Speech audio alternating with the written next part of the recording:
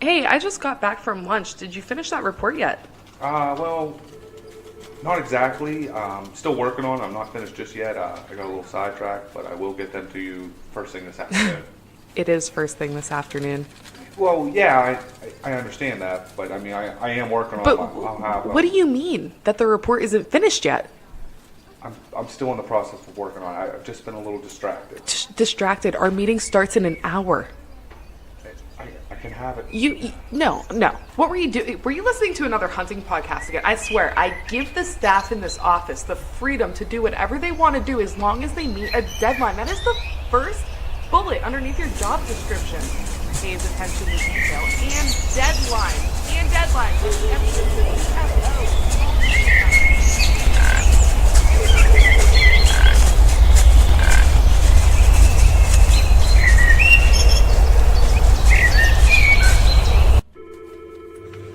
Dude, are you even listening to me right now?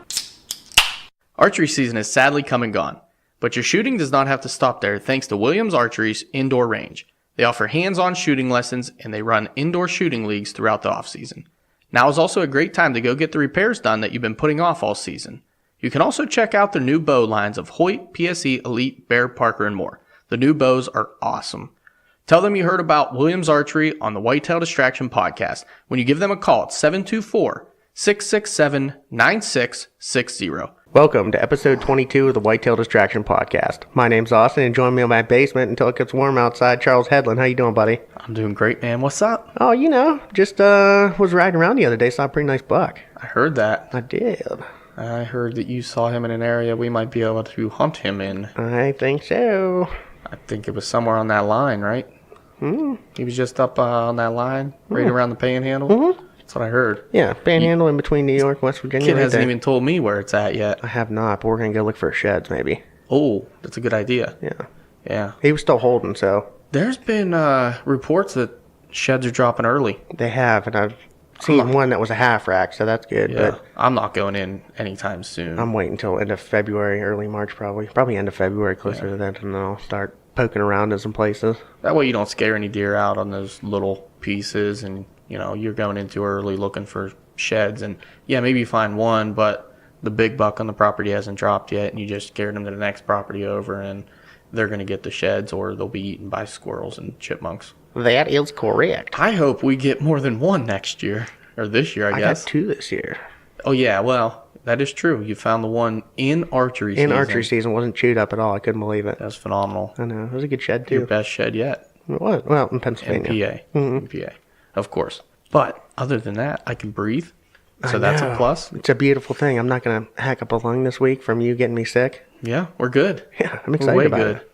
Yeah. And we have another guest in the studio. People love to come in and talk to us. Yeah, it is not Ted Nugent this week, people. No, I'm sorry. Ted Nugent, we had him scheduled for this week, but, last minute plans. Mm-hmm. He's making America great again somewhere, so. Instead, I guess we settled for a buddy.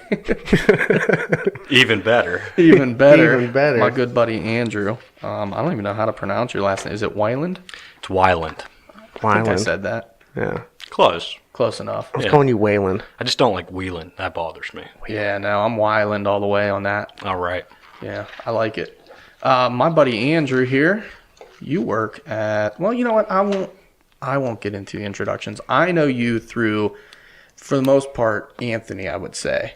Anthony and some of our couple connection. friends that don't hunt. Yeah. Yeah, based on where you work, and a lot of the people that I know work there as well. And but as far as hunting stuff goes, I'd say Anthony and you and I are like the connector. He's right in the middle there. But it's been good getting to know you over the last couple of years. Another person to talk hunting with and everything else. But we'll start this off with you telling us kind of where you're from, where you grew up, and what you do now professionally. All right. Well, I'm from the Newcastle area now, currently.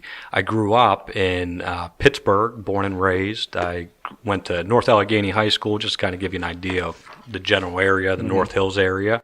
And I moved out here probably about, 8 years ago.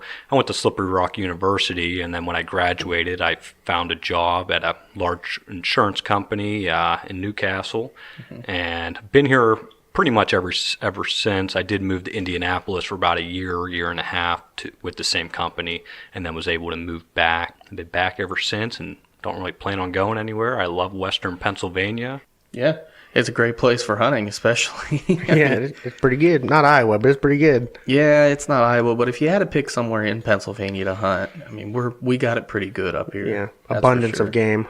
And I think that was made pretty clear this year whenever you put down a really nice buck, huh? I sure did. And we'll get into that more. I don't want to ruin it now, but, you know, we're not just having you on because we like you. We're also having you on because you have a really good buck story, just saying. Mm-hmm. Understandable. He hit it with his car.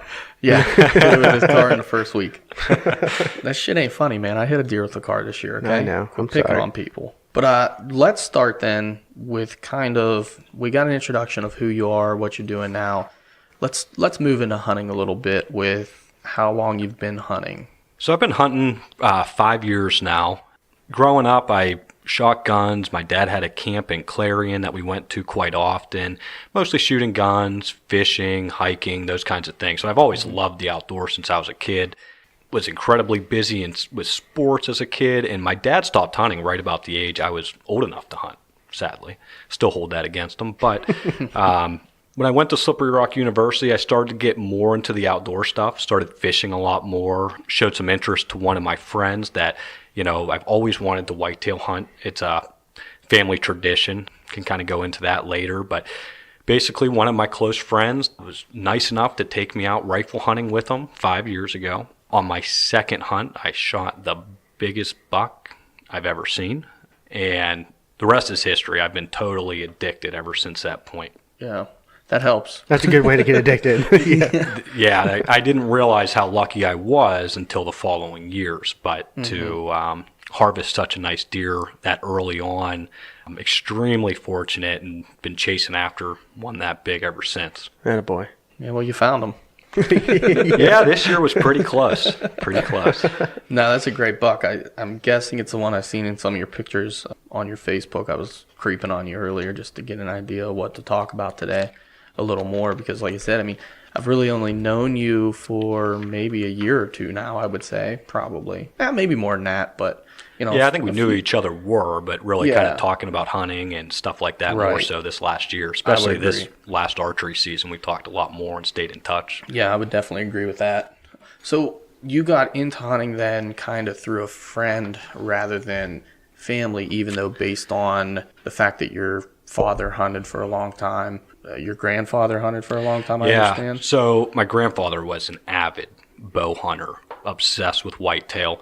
That's probably where it stems from. It's kind of a combination of family and me personally wanting to achieve that, wanting to kind of like a bucket list kind of thing that I wanted to kill a deer, kind of like as a rite of passage as a man. You know, my dad did it, my uncles did it, my grandfather did it, and I'm actually one of the last ones in the family, the last one to hunt.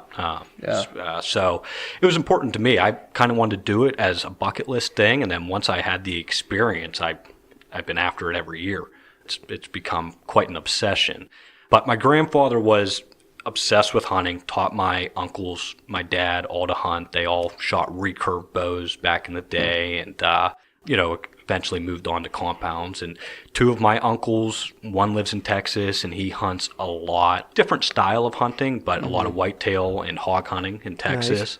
And then I have another uncle that lives in Pittsburgh and Gibsonia, and we hunt together, and that's kind of a great way for him and I to stay in touch.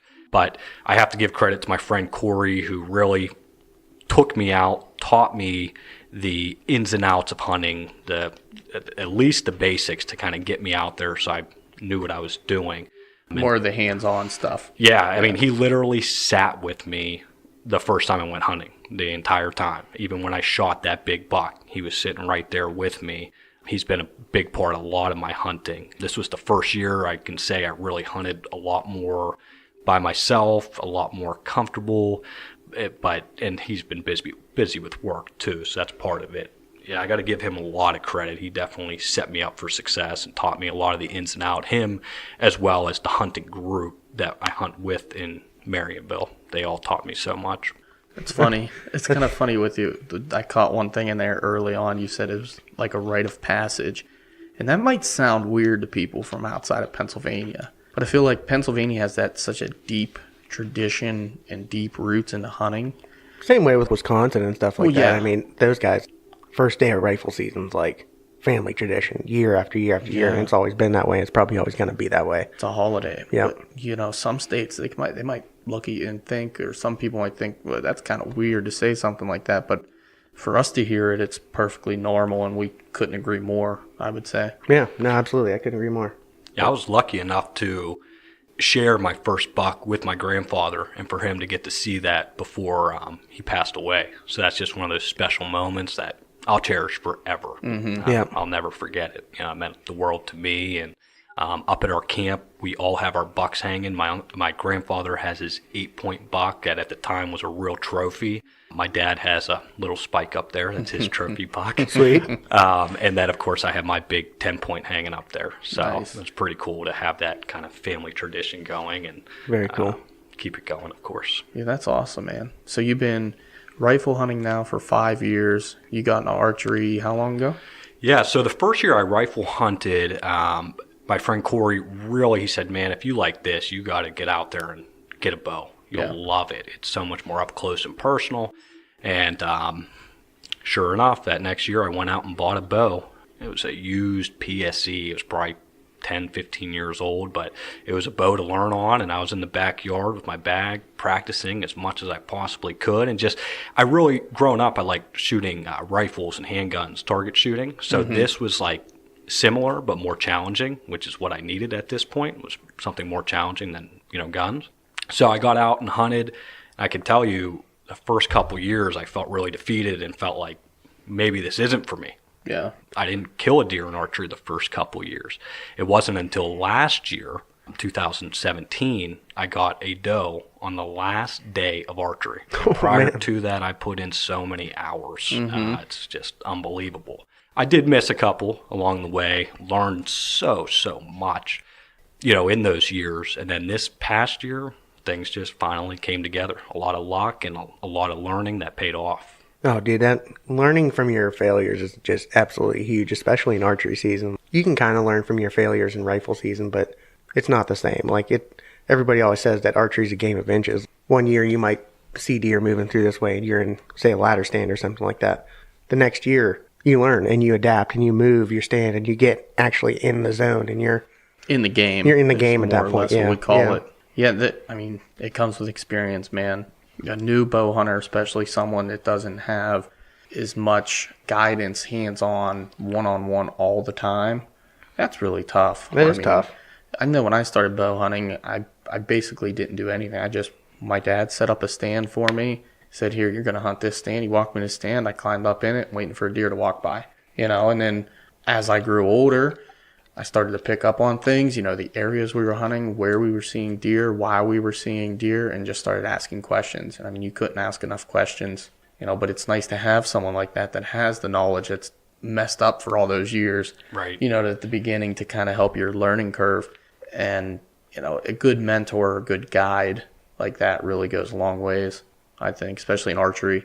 Rifle season, you can sit on any log and, maybe a deer run by that someone kicks up and you get lucky. And sometimes it's not that easy, depending on the property. Yeah, and it's not that way with archery season. I mean, And archery makes it even tougher. it's way tougher. I know I started out archery hunting. I was the only person who archery hunted in my family, so I kind of had to learn on my own too. And, I kind of wish podcasts were out when I was learning because Oh, yeah. even now, me bow hunting for, 15 years now or whatever it is, I learn all the time listening from podcasts. And I don't know, I think it's a great resource, honestly.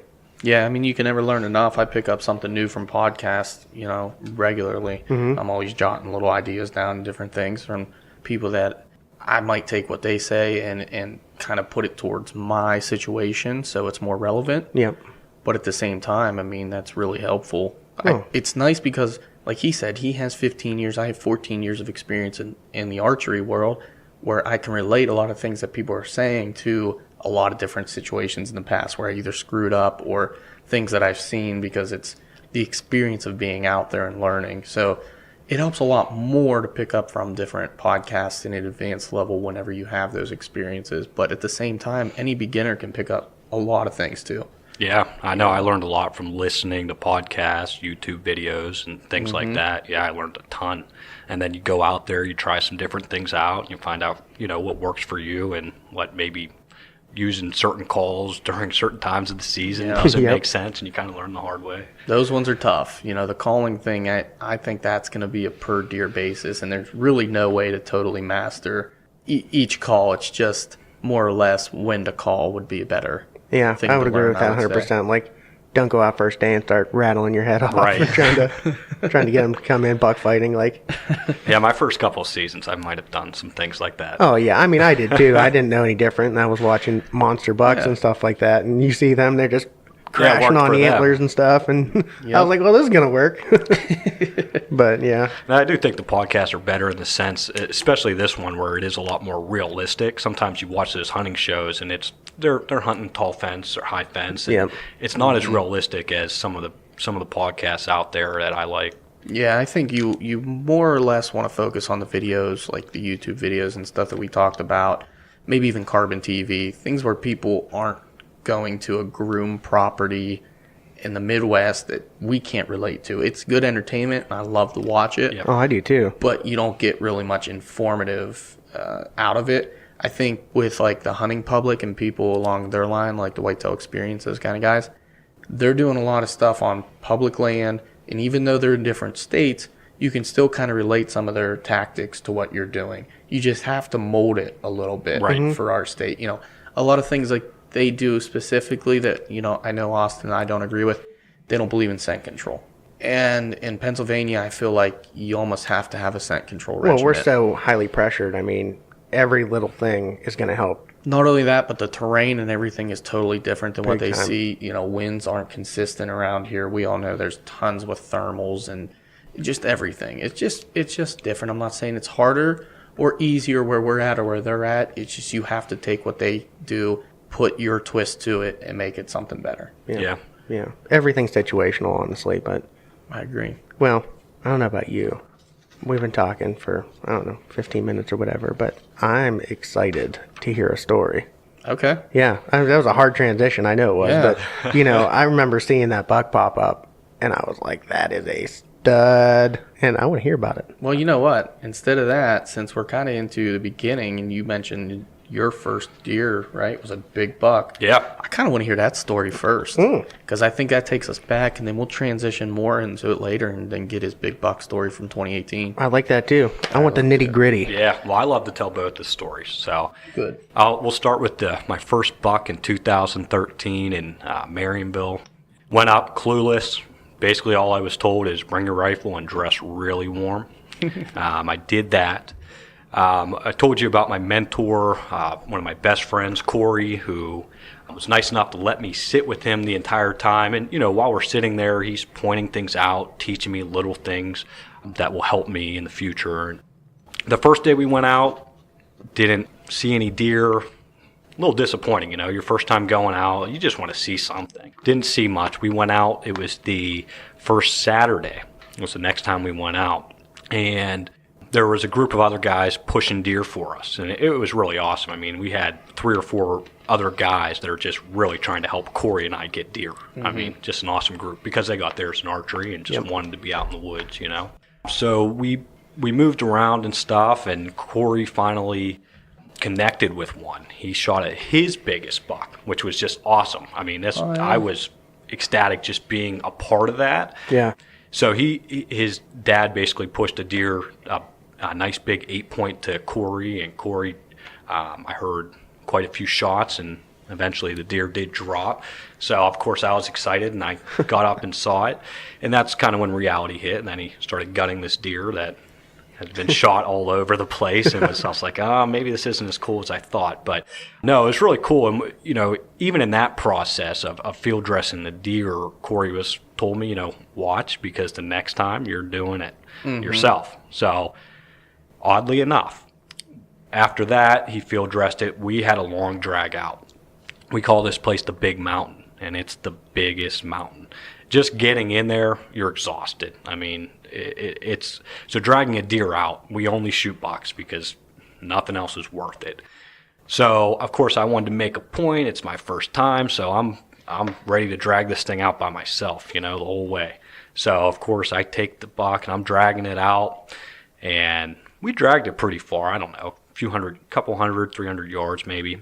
We finally took a break to eat lunch. We're sitting at what we call the lunch rock, just another blind that, we either hunt or a meeting place for everybody. Yep. So we're eating lunch, and all of a sudden we see this monster buck at about 75 yards away. I was jaw dropped. Corey was like, "Get your gun up. What are you doing?" And yeah, okay. I get my gun up, get it sighted in, and it all happened so quick. In fact, I shot, and the next thing I know, Corey's asking me if I'm okay because my face is bleeding from the scope smashing me in the face. Nice. I was so excited. I didn't care about the blood or anything. All I wanted to know is, did I hit it? Did I hit it? Mm-hmm. And we heard a crash, and he's like, "Dude, I think you just shot the biggest buck I've ever seen." And I was new to hunting. I probably didn't appreciate it as much until I actually walked up on this deer.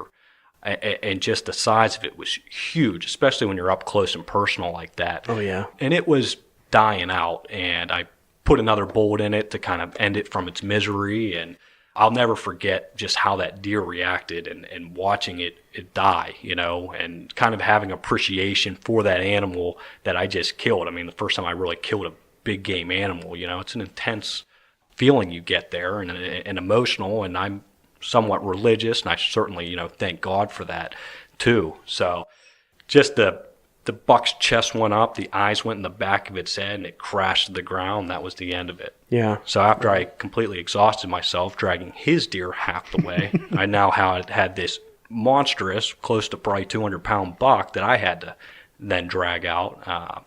And I can tell you, I was sore for about 3 weeks, but I had a smile on my face the entire time I dragged that bad boy out. Oh, nice. Yeah, man. It was awesome. That's intense. Yeah. So did you end up get the deer mounted then? Yes, I did get that one mounted. That's a pretty cool story, too. Corey and I brought our bucks back. We both had my first buck, of course, and his best buck.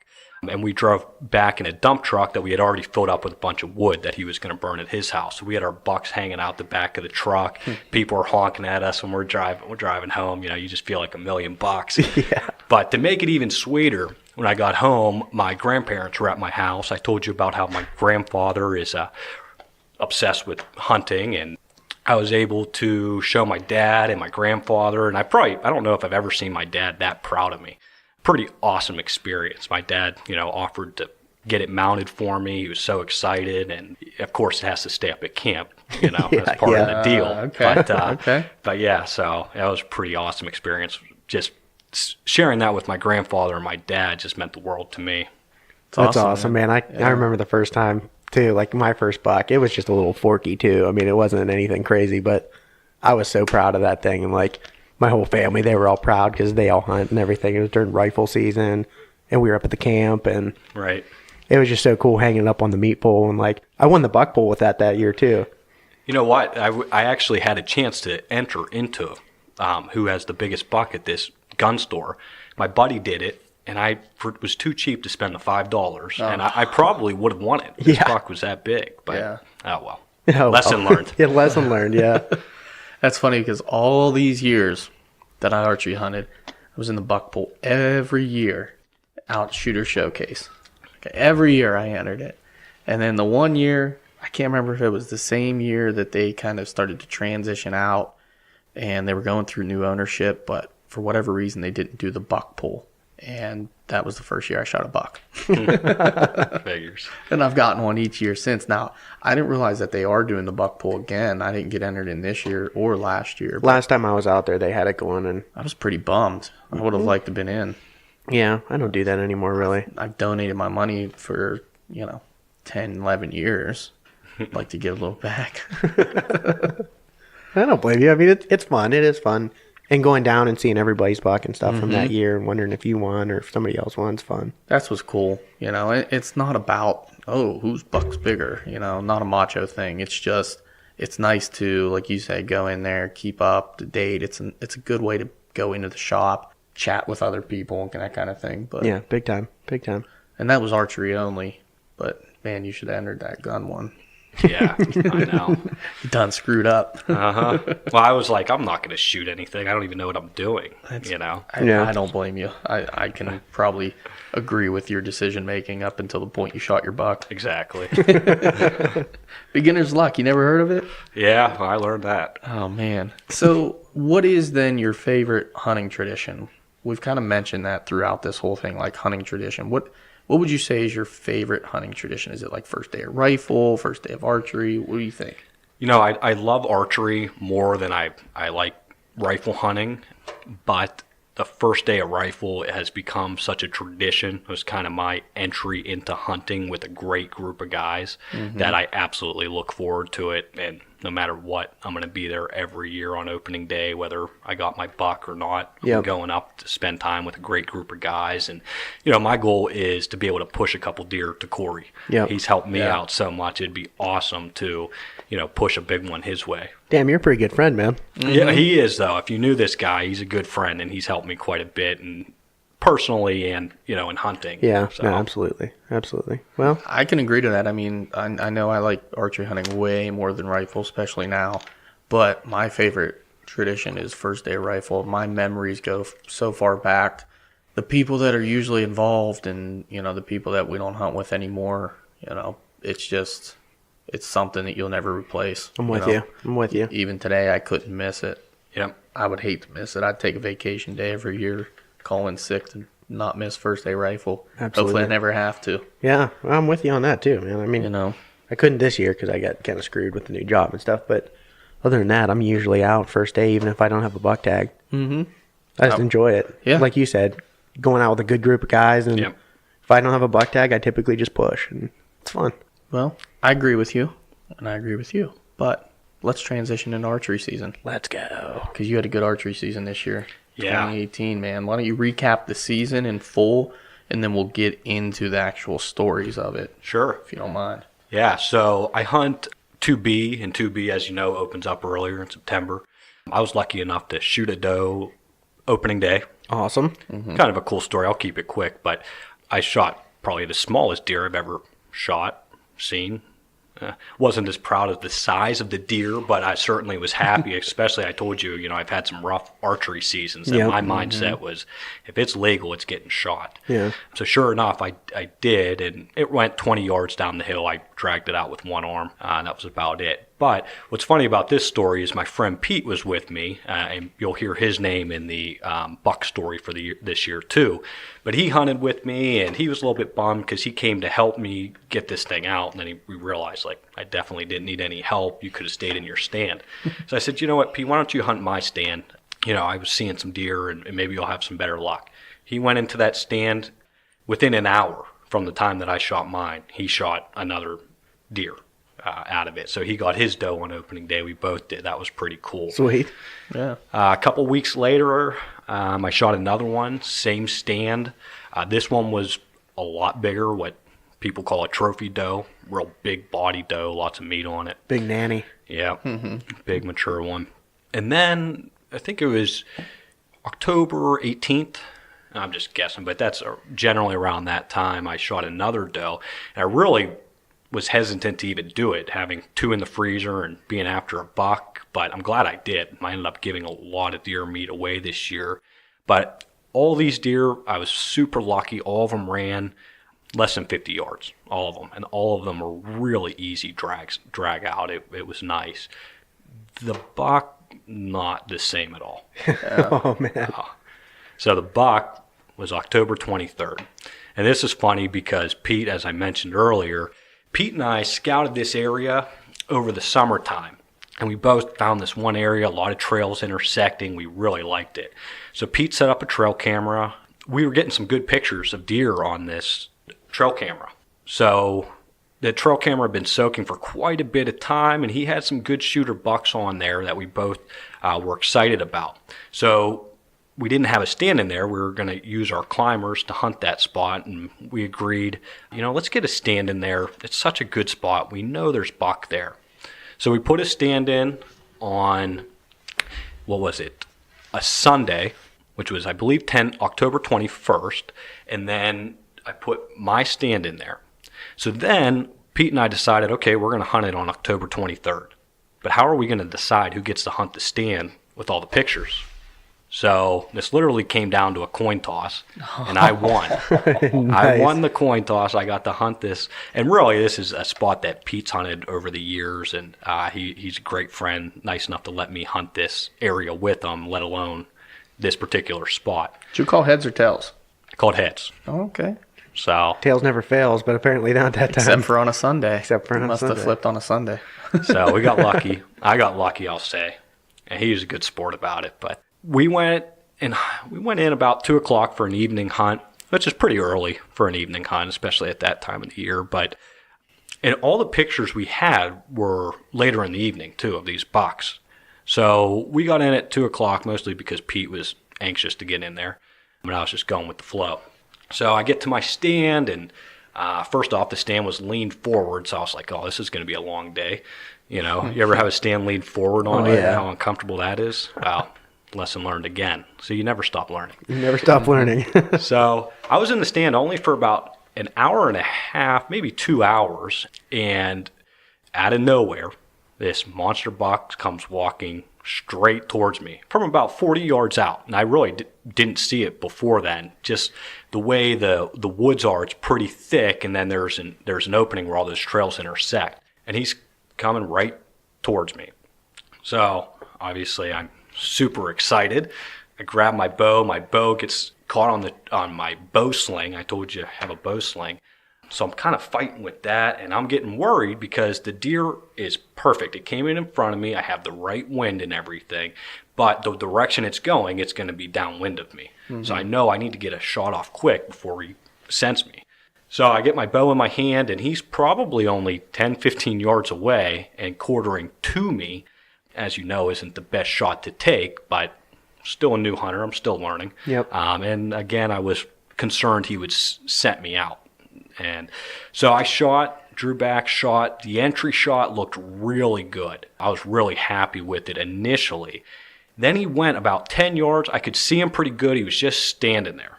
And I maybe I should have tried to shoot another one, but I didn't. I'm just standing there in awe watching him. And I see my lighted knock is still in him. So I'm a little bit upset about that. You know, the arrow didn't go all the way through. That's usually not a good thing. So I called Pete. I'm shaking like a leaf, so excited. He knew what happened. And I think he even knew the buck that I shot. It was just crazy. But he said, give it a couple hours. Let's give it at least an hour and a half. I'll come down to you and we'll go look for it. Longest hour and a half of my life sitting there, I just wanted to get out and start looking.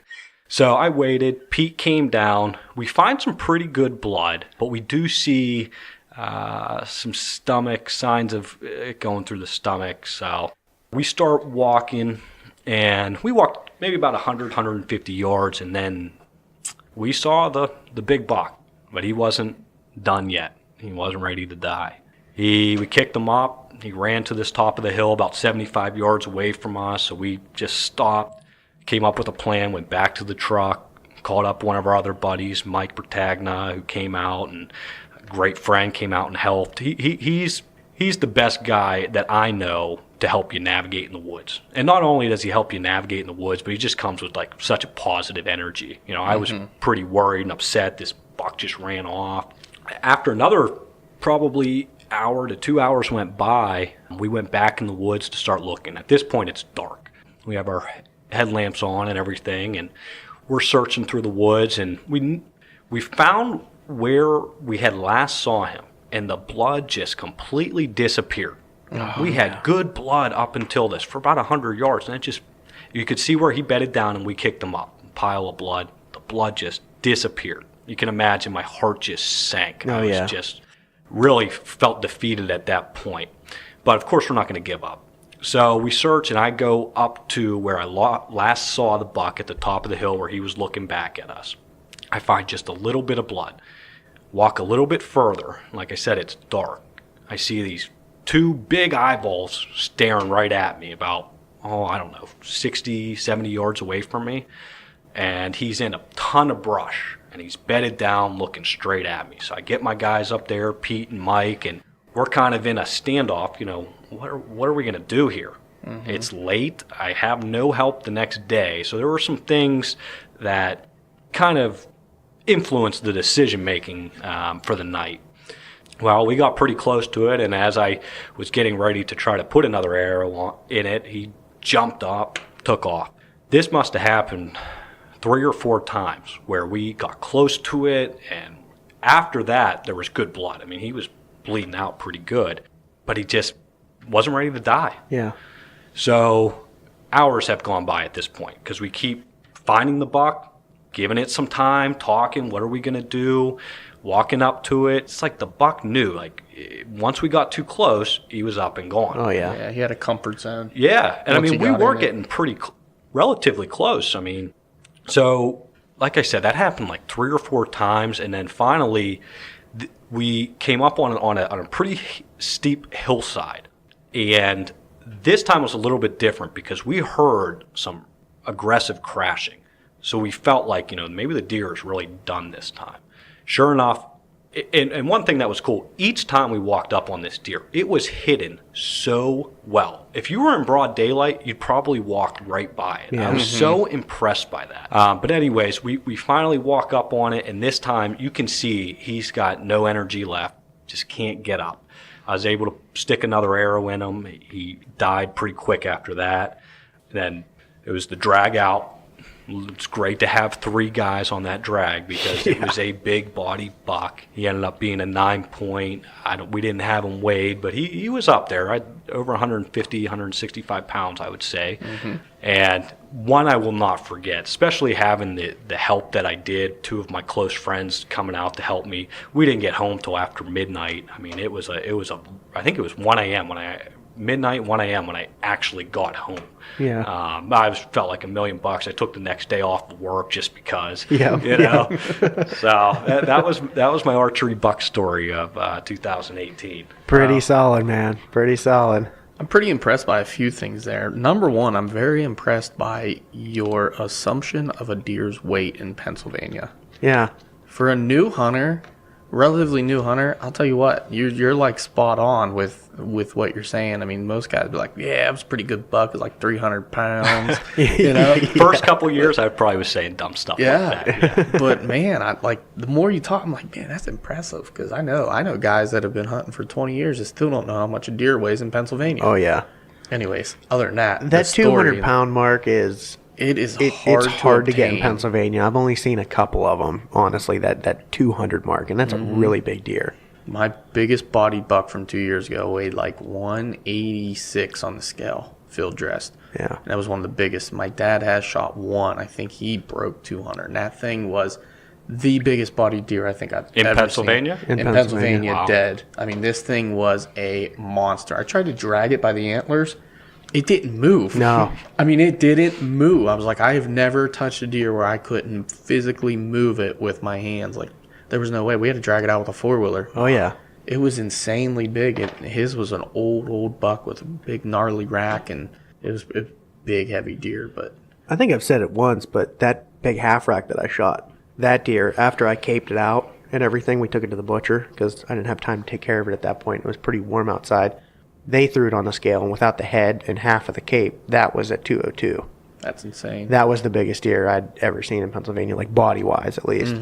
It's crazy, man. But anyway, sorry, that was a little off track. That was a little but off track, but I'm impressed too by That's you knowing honestly, probably 165, 170 pounds, and that's a really big deer too. that's a big deer. Most people would see a 160, 170 pound deer, think they're going to be way over 200 pounds. They don't get it. Yep. But man, that was good. But other than that, just I mean the resilience, the decision making throughout the track. You guys could have waited and came back the next morning, like you said, without help. The deer would have been dead in its first bed. But people don't understand that the right situation all the time isn't always the right situation for what you have at hand. Oh, definitely. You know what I mean? Circumstantial. Circumstantial. For example, the buck that we went after for Austin this year, we knew we went in early, but it was starting to rain. I mean, there was different circumstances that made us do things out of the norm. Yeah. Like you guys found gut material on the arrow. Typically that means, at least give them 4 to 6 hours, the minimum, before you even start the track. And then what I like to do, I just, if you can, back out and come back the next morning because the deer's going to be dead somewhere.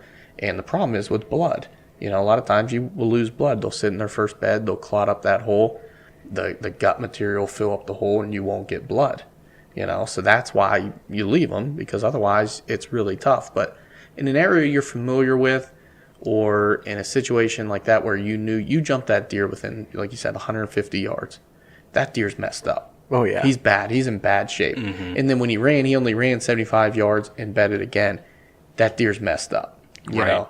And in that situation, I have no problem with continuing tracking them, because you got the blood back. And once you had blood and you knew the deer was messed up, obviously it worked out. You were trying to do the right thing by the animal by not letting it suffer, Right. you know, and so on. No, I So couldn't agree more with that. that was another impressive point that I picked out of that as well.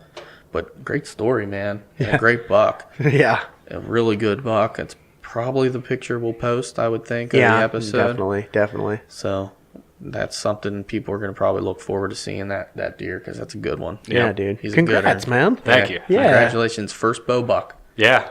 Unreal. It was a It big is one. unreal. Unreal first bow buck, man. And hard work pays off, man. Yep. You Yeah. know, you not having a couple good seasons and almost wanting to give up because you weren't having good seasons. And Right. then to really lay the smackdown this year, kill 3 does and then a really good buck, that's bravo. Yeah. Thank you. The persistence and resilience there, that was nice, man. Yeah, absolutely. I applaud you, sir.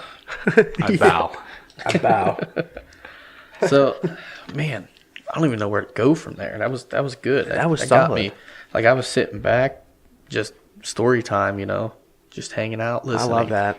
It's beautiful. Absolutely beautiful. But let's move on to, I guess throughout this whole thing, a big part of your life has been, you know, as far as influencing you in the hunting world, has been your family, regardless of whether you've been hunting with your father or your grandfather, but knowing their passage and knowing their past, but also having a good core group of friends, which I think is super important. Yeah. Especially when you get into like archery hunting and stuff like that. You want to have that guy that you can go to all the time and depend on and bank on. You know, that hunting buddy's really important in your life. But how would you say, like, your family has influenced you more or less into the type of hunter you are now? Or would you say it's more of how your friends have influenced you? My family's definitely influenced me in the sense, especially in archery. My uncle, I told you, he hunts in Texas, and he's an expert on whitetail. He really is. And he's somebody I can bounce questions off of and stuff like that. But there's a lot of pride that goes into archery hunting opposed to rifle hunting. In fact, my uncle's leased huge properties in Texas, and you can only use a compound bow if you're going to hunt with him. No crossbows, maybe an exception if somebody has an injury or something. And then my uncle that lives in Pittsburgh, same thing. He's a bow hunter, extremely ethical hunter, and everything that they do. And same with my group of friends, like the guys that I hunt with in Marionville. They're extremely ethical. Anytime I did something that was just unknowingly a mistake, they addressed it with me right away and made sure I learned from it. Like leaning my gun on the truck. I'll never forget that. I thought I was done. I thought I was never going to be invited back. I leaned the loaded gun on the truck, and learned that you cannot do that. Yeah. So, but yeah, a lot of good influences. Fortunate to have a group of friends and family that are extremely ethical hunters, because that's, you know, important to me. You know, I do genuinely care about the animal and want it to be a quick, painless death, and a lot of the decisions you make can determine that. And some things are out of your control too, but Yeah. Well, that's a super solid foundation, man. Having a core group of people like that. Like, I know all of our friends, like, will bounce things off of each other all the time. Even just if you hesitate or, like, double think yourself once or twice, it's good to get, like, affirmation that, like, you're doing the right thing. And if you do something wrong, someone corrects you, and it's a solid foundation, man. yeah, I think, you know, my group of friends too, and family, like, they motivate you. Like my friend Pete, he's so into hunting that he's checking in with me. You getting out this morning? It almost makes you feel obligated. Like, man, I feel lazy if I don't get out this morning, you know? So those kind of relationships too. And just to have some friends when things aren't going well, especially. I told you I had some rough seasons, and to have kind of people that can relate and say, man, I've been there too. Things will get better. And just kind of that positivity makes a big difference too. Yeah, staying motivated is huge, and people that keep you motivated. I know this guy, like, there might be a day where it's raining just a little bit, and I'm like, man, I don't know. And he's like, dude, you better go out. Yep. I try to force you out. Yeah, well, Too. I'm like, you got to go hunting, man. We got to go hunting. I've looked at the forecast. We got this wind.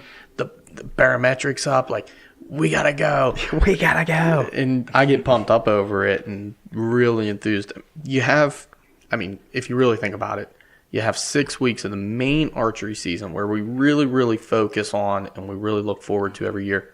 It's 6 weeks out of the year. That's all you have. And when it's gone, you're going to regret if you didn't hunt harder. Yeah, come like March, you're gonna be like, man, I should have went out that extra day. Right. You know, and you're beating yourself up about it. And yeah, you have archery season. Yes, you have late season archery. But that's the time when late season hits and you're just like unmotivated. The weather's usually really bad. You know, it's tough to get out. It is. And if you do get out, you kind of want to, hunt with a muzzle loader or late season bow, and that's cool. And it's a lot of fun. I did it quite a bit this year, more than ever before, just because I never muzzle loader hunted. But getting into that was a lot of fun. But man, it's even with that, you're talking a few months out of the year that you get to actually do something you enjoy most in your life. And the rest of the year, you look forward to that time of the year. Yeah, Right. definitely. You're prepping for it, or Yeah. You have to remind yourself, and I get it, you got to remind yourself that whenever you're during the season, you're grinding, you're on your 5th hunt in a row, and you've been out there every morning, every evening. You're just like, oh, if I just sleep in today, it's not going to be the greatest condition. And that's the day you kill the biggest buck of your life. Yeah, definitely. It's happened so and I don't know many about you, times. but any time that I do sleep in and make the decision not to go out, I feel terrible about it. Oh, I yeah. totally regret it every time. Oh, So, yeah. I get very upset with myself if I accidentally sleep in. Thankfully, a few times I think you guys have woken me up. Oh, yeah. I woke you up this year. Yeah, I know. Yeah. And I'm like, shoot, did I sleep through my alarm again? Actually, the morning I shot my buck, I showed up at your house, and all the lights were off. Oh, yeah. And I called you. I'm like, hey, buddy, I'm in your driveway. You're like, oh, I slept through my alarm. Yep. But And I shot a good buck, so it worked out. We got out there in plenty of time. Thankfully, we had planned even better in advance than what we thought for time-wise. And we Yeah. were going to be way ahead of schedule. And we just ended up getting there right on time. Yeah, just about. Walked past several deer. Yeah, that was a good morning, man. And you know what? Back to the motivation factor. Yep. It was raining. He was Yep. looking for his deer. And I was like, oh, I'll just come down and help you look for your deer. I'm not seeing anything in the stand. He's like, just stay in that stand. Mm-hmm. And if I wouldn't have, the deer would just cruised right on by. We would have never even known.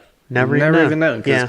where I shot my deer was up farther down the property, but the property hunt, there's a small strip of timber along creek bottom where Austin was set up. And then up from that's a piece of timber that I was hunting inside of. And when I shot my deer, the deer ran away from where he was hunting. So we would have been up on top of the hill where you can't see down into the bottom. And I told him, I was like, let me just do this on my own. I know where you're at. The deer come through there late. If something's going to come through, you're going to see it, now. And the weather just broke. Yeah, the weather had just broke, yeah. So it was perfect timing, right on the transition of the weather. I was like, just chill. I'm going to go do this. I can do this on my own, okay? It's just a little doe fawn. We're good. And literally, I found my deer within 5 minutes. It went 40 yards, 50 yards, just inside the wood line. And I'm like, yeah, I told him, man, I found my deer. I'm all pumped up, excited. And I get a call from him, and he's all shook up. I'm like, what's going on? I just shot a buck. What? I was like, what? Are you kidding me? I'm standing over top of a deer. He just arrowed a buck, a great big buck. And I'm like, man, this is amazing. But that's the stuff right there. How wrong would it have been if I've just been he would have showed up to my house, found out I slept in on accident. And instead of, waking me up, like, don't worry about it. It's raining. Just go back to sleep. I'll hit up a different spot. Yeah. On my own. It could have changed everything. Wow. It could have changed your whole Definitely. season. Yeah, for sure. Because that was really the last weekend of archery that I had to hunt. Mm-hmm. Actually hunt. And that was, turned out good for me. Heck yeah, it did. The ending Yeah, was cool. good. Yeah. But, man, we kind of stole the show there for a minute. We too. did. I'm I sorry. like it. That was good stuff. Yeah, man. But One thing I'm curious about, what style of hunter are you? What kind of stand do you like? You a climber stand guy, a ladder stand, hang on, ground blind? Yeah, I've experimented quite a bit over the last few years with trying different things. Last year I spent a lot of time in a ground blind, and I didn't really enjoy that too much. I'm not a fan of ground blinds either. Yeah, I want to see as much as I can possibly see. Yeah, in a you just ground have your blind. windows and that's like it. Yeah, and it's a lot harder too. I had deer come across me, and I just didn't have my bow in my hand, and they, missed those opportunities. I did get a climber this year. I got it out a couple times, but my personal preference is a tree stand. A tree stand's probably my favorite. Climb up, harness in, and good to go. So like a ladder stand then? Ladder stand, Okay. yeah. Yeah. I have a couple hang-ons with climbing sticks, Yeah. that we use, and they're comfortable. They work good, but obviously the ladder stand's extremely easy to get in and out of. Oh yeah. Comfortable, Yeah, quick. It's real. I still hunt out of ladder stands. I've been hunting out of ladder stands my whole life. Yeah. There's certain spots I think it's great for. You get in clean, you get in quiet. I mean, they're comfortable, like you Right. said, especially if you get a really nice one. I mean, they're like a lounger up there. yeah, definitely. Same Yeah. with the hang-ons. Some of those hang-ons are super comfortable. Dude, I have Millenniums. Millenniums are huge. Oh yeah, Dude, Yeah. there's some of them, they weigh a million pounds and they're a pain in the butt to get in the tree, but they are comfy. yeah. Once it's in, you keep it there. Those Yep. those are the type you put up and you just leave them for years. Yeah. Check the straps or the put a chain on it, but just leave it. Yep. Yeah, Man, but I mean, I really, really appreciate the lock on or the ladder in the morning. And it is Oh, for so sure. much nicer when you're in the dark to just climb up a ladder, sit down, and you're ready. yeah, For the most part, you're ready to go. Where I had to do a lot of hanging hunts in the morning this year, it wears on you. I kind of like it though too. Like I it do. forces me to like wake up and be aware because you climbing up and you're hanging your stand. You're trying to be quiet. Yeah. If I haven't had my coffee, that's what'll get me up and going. But it grinds you worse too. It does. I found out that in Ohio. I was in Ohio and I hunted over there. Oh, I don't even know. We probably hunted 7 or 8 days, I would think. So say 15 hunts solid, maybe Yep. 13, 15 hunts. Every single hunt, I was mobile, hang and hunt. hang and hunt. By the end, man, I couldn't feel my arms. Yeah. My legs were tired.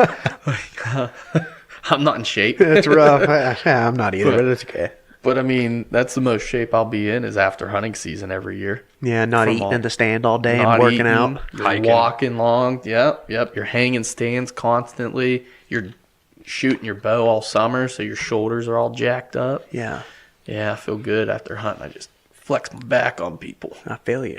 Right there. Those draw muscles. Oh, shit. I have a question for you that we haven't asked a guest in a very, very long time. Mm-hmm. What kind of guy are you? What kind of buck guy are you, really, I should say? You like a wide buck? You like a tall buck? You like a non-typical buck? What are you feeling? yeah. That's a great question.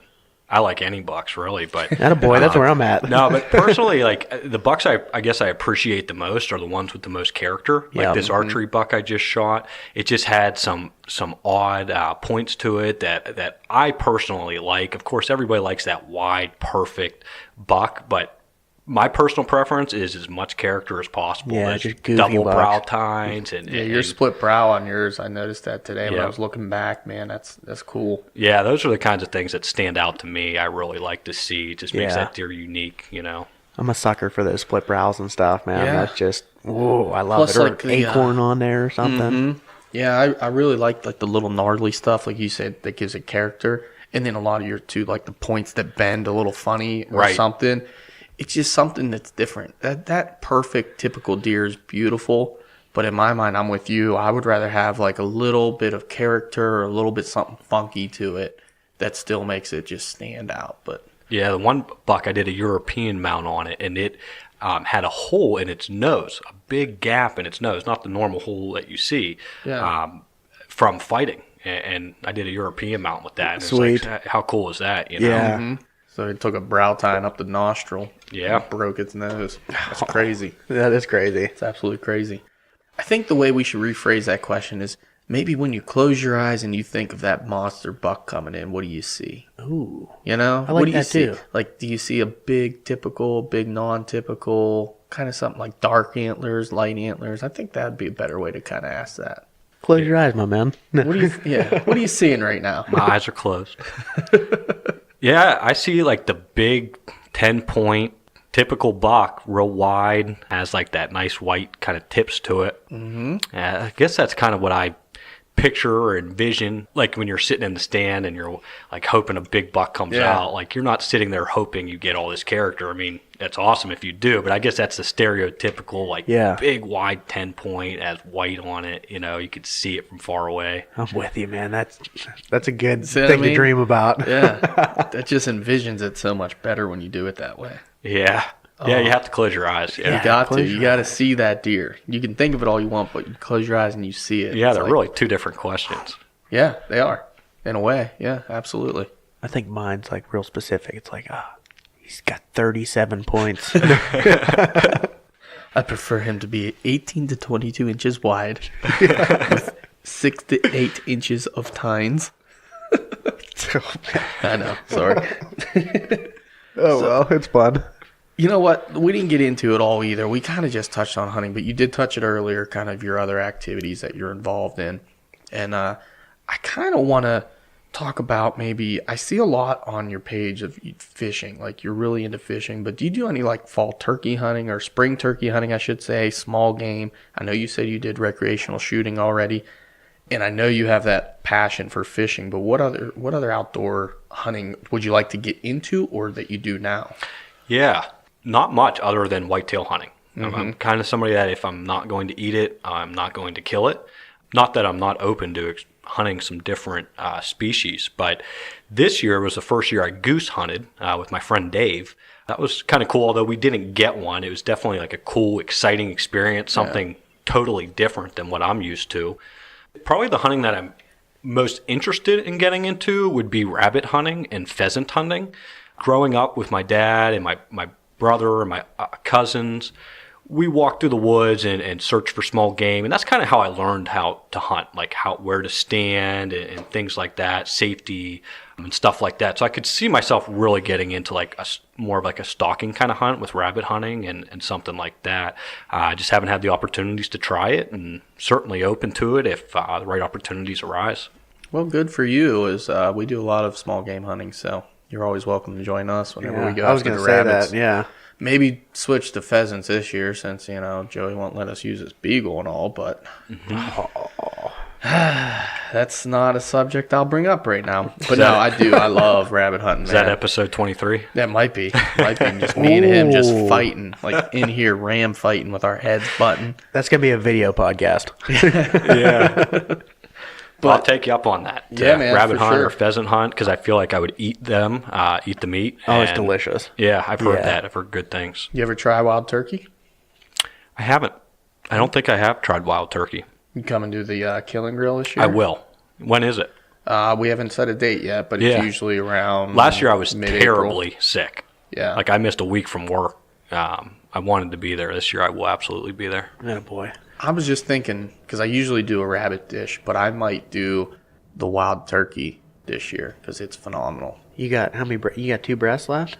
I got 1 breast left, but it should be enough. I was gonna say we can the way make like I did like turkey pastrami or something like that. That'd be delicious.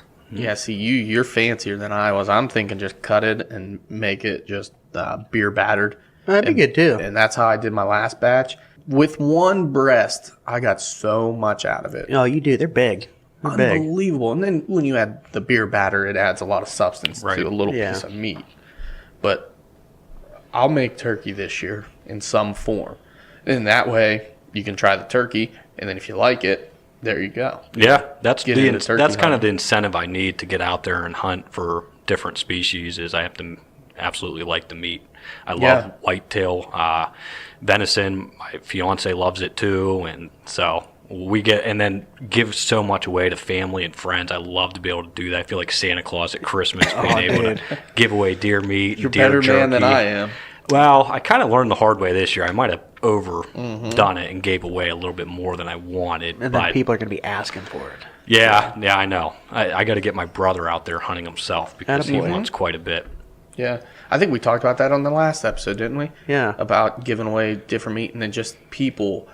Anytime people find out that you're successful in deer hunting, it's like they just want to kind of And then they expect jerky. Like Yeah, that's just, everybody wants Everybody jerky. wants jerky. Right. They Like, do. dude, you understand how much better form of deer meat I can give you than jerky? Yeah. Like, leave the jerky for the store-bought stuff, man.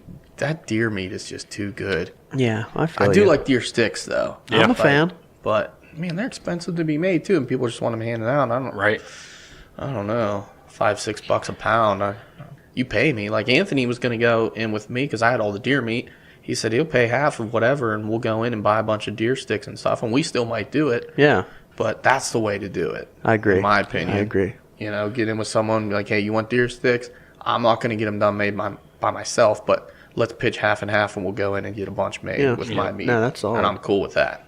I You know, agree. but they do make good gifts. Like deer sticks, great gifts. My parents love them. Oh, a lot of yeah. times that's what their Christmas gift was this year was sticks and cheese and crackers, just Yeah. a basket of stuff, and they loved it. I mean, a couple pounds of that's a cheap gift. Oh, if dude. if you're talking about like Christmas time, that's a cheap gift. You know, and it goes a long ways.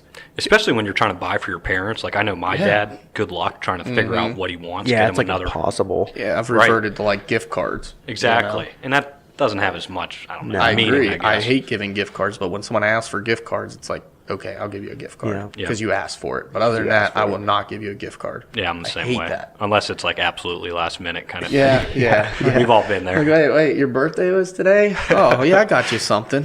Yeah. Get it for you tomorrow.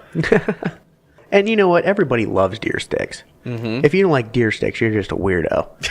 Like, honestly, especially ones like with the cheese in them and maybe a little my spicy. goodness, Oh, the so That reminds good. me of a funny story if we have time. We have got time. So I worked in Indianapolis, and I was in Pennsylvania hunting. I took some time off, saved up all my vacation time so I could come back to Pennsylvania and hunt. Attaboy. So while I was in Pennsylvania, some of the managers in Indy, some of my peers were, asking, checking in, hey, did Andrew get a deer yet? More just curious. So when I finally did, I shot a buck and I shot a doe. So I had a picture of me in between this buck and the doe on the other side, me in the middle, right? My rifle laying on top of the buck. I sent the picture to one of my friends, and he then showed the other managers in Indy, and they were happy for me, of course, and they're happy I was going to come back to work, too. But I worked with one lady who was from Africa, and, the culture's a lot different there. And she asked me, when she saw the picture, she said, Andrew, how did you get those deer to sit there so perfectly for that picture? And I thought she was joking, and I'm laughing. I'm laughing. And then she's like, what do you do with them after you catch them?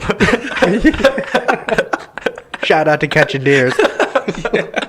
So it reminded me, because you were saying the beef sticks. I ended up making some jerky and letting her try the deer jerky, and she really liked it. So that's just one of those stories I'll never forget. Man, that. that's awesome. You should have told her it was catch and release. Yeah, exactly. It was hilarious. Oh my gosh, it's awesome. Meanwhile, you got him in a headlock. Like, that's how I kept him in place. I put him in a headlock. Yeah, I chased him down, and That's a beautiful thing, man.